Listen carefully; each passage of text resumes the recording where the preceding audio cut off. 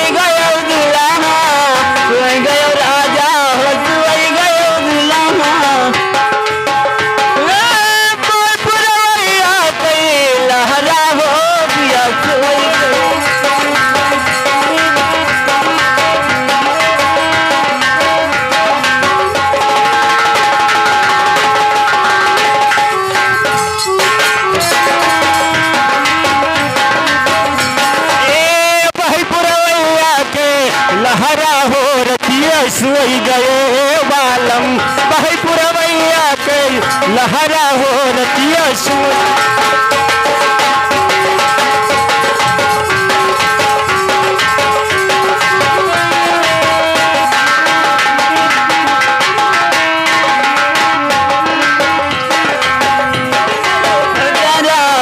सोई गयो गुला सोई गयो बजारा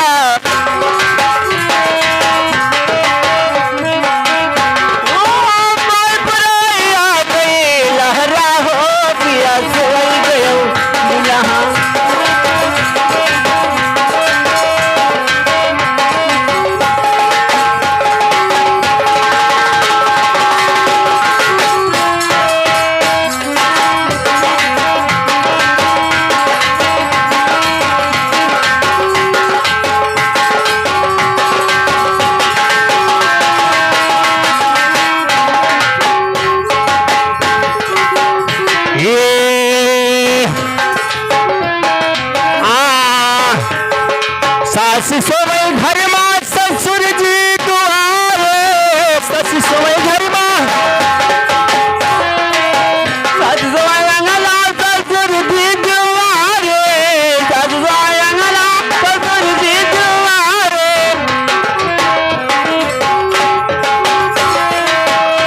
ये ननिका देवरवा कई ए बहिनी पहरा हो रतिया सोई गए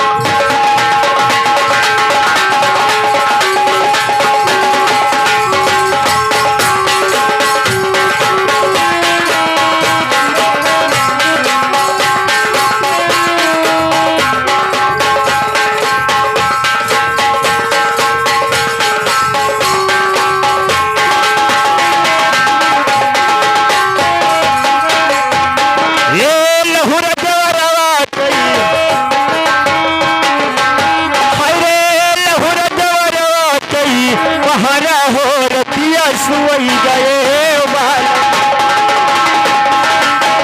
सोई गयो रजऊ सोई गयो बलामा सोई गयो राजा सोई गयो बलामा चल पुरवैया गई लहरा हो दिया सोई गयो बलामा